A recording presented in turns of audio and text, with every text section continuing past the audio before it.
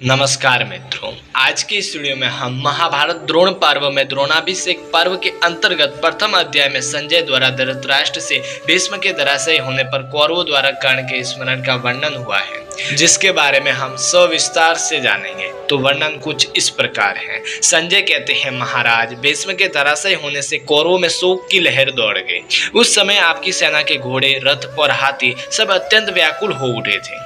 उसके अधिकांश सैनिक अपने प्राण खो चुके थे। उनका दिल बैठ गया था और वह अत्यंत दीन हो रही थी। उस सेना के भिन्न भिन्न सैनिक नरेशगण अत्यंत भयभीत हो देवव्रत भीष्म के बिना मानो पाताल में डूब रहे थे। उस समय कौरवों ने कर्ण का स्मरण किया। जैसे ग्रस्त का मन अतिथि की ओर तथा आपत्ति में पड़े हुए मनुष्य का मन अपने मित्र या भाई बंधु की ओर जाता है, उसी प्रकार कौरवों का मन समस्त शस्त्रधारियों में श्रेष्ठ एवं तेजस्वी वीर कर्ण की ओर गया, क्योंकि वही भीष्म के समान पराक्रमी समझा जाता था। भारत वहां सब राजा कर्ण कर्ण की पुकार करने लगे। वे कहने लगे कि राधा नंदन सूत पुत्र कर्ण हमारा हितैषी है, हमारे लिए अपना शरीर निछावर किए हुए है। अपने मंत्रियों और बंधुओं के साथ महायशस्वी कर्ण ने 10 दिनों तक युद्ध नहीं किया है। उसे शीघ्र बुलाओ, देर न करो। राजन, बात यह हुई थी कि जब बल और पराक्रम से सुशोभित रथियों की गणना की जा रही थी, उस समय समस्त क्षत्रियों के देखते देखते भीष्म ने महाबाहु नरश्रेष्ठ कर्ण को अर्धरथी बता दिया। यद्यपि वह 2 रथियों के समान है।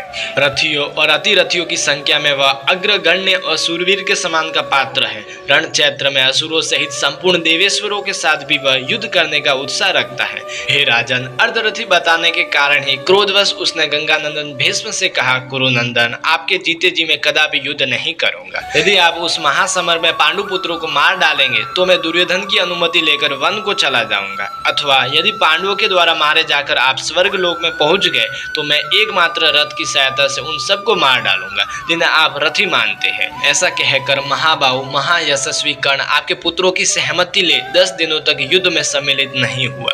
भरत नंदन, समर भूमि में पराक्रम प्रकट करने वाले अनंत पराक्रमी भीष्म ने युद्ध स्थल में पांडु नंदन युधिष्ठिर के बहुत से योद्धाओं को मार डाला। उन महापराक्रमी सत्य प्रतिज्ञ सूरवीर भीष्म के मारे जाने पर आपके पुत्रों ने कर्ण का उसी प्रकार स्मरण किया जैसे पार जाने की इच्छा वाले पुरुष नाव की इच्छा करते हैं। समस्त राजाओं सहित आपके पुत्र और सैनिक हाँ कर्ण कहकर विलाप करने लगे और बोले, कर्ण, तुम्हारे पराक्रम का यह अवसर आया है। इस प्रकार आपके महाबली योद्धा लोग राधा नंदन सूत पुत्र कर्ण को, जो दुर्योधन के लिए अपना शरीर निछावर किए बैठा था, एक साथ पुकारने लगे। राजन, कर्ण ने जमदग्नि नंदन परशुराम जी से अस्त्र विद्या की शिक्षा प्राप्त की है और उसका पराक्रम दुर्निवार्य है, इसलिए हम लोगों का मन कर्ण की ओर गया।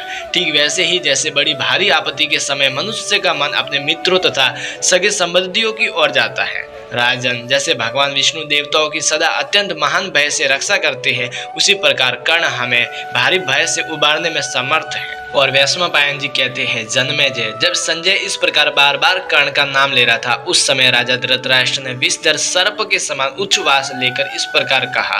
धृतराष्ट्र ने कहा, संजय, जब तुम लोगों का मन वैकर्तन पुत्र कर्ण की ओर गया, तब क्या तुमने शरीर निछावर करने वाले सूत पुत्र राधा नंदन कर्ण को वहां देखा?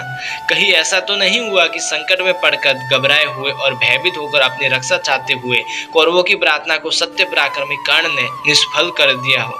भीष्म के मारे जाने पर युद्ध स्थल में कौरवों के पक्ष में जो कमी आ गई थी, क्या उसे धनुर्धारियों में श्रेष्ठ कर्ण ने पूरा कर दिया? क्या उस खंडित अंश की पूर्ति करके कर्ण ने शत्रुओं के मन में भय उत्पन्न किया? संजय, जगत में कर्ण को पुरुष सिंह कहा जाता है। क्या उसने रणभूमि में शोकार्त होकर विशेष रूप से कंजन करने वाले अपने उन बंधुओं की रक्षा एवं कल्याण के लिए अपने प्राणों का परित्याग करके मेरे पुत्रों की विजयाभिलाषा को सफल किया? तो फिर मित्रों, इस प्रकार कुछ संजय और धृतराष्ट्र के बीच वार्तालाप चलते गए। तो आशा करता हूँ कि आपको हमारा ये वीडियो पसंद आया होगा। तो कृपया हमारे इस वीडियो को लाइक, कमेंट, शेयर एंड हमारे इस कर्मयोगी चैनल को सब्सक्राइब करना बिल्कुल ही ना भूले। तो फिर चलिए मित्रों, आज के लिए इतना ही। फिर मिलते हैं अगले वीडियो के साथ।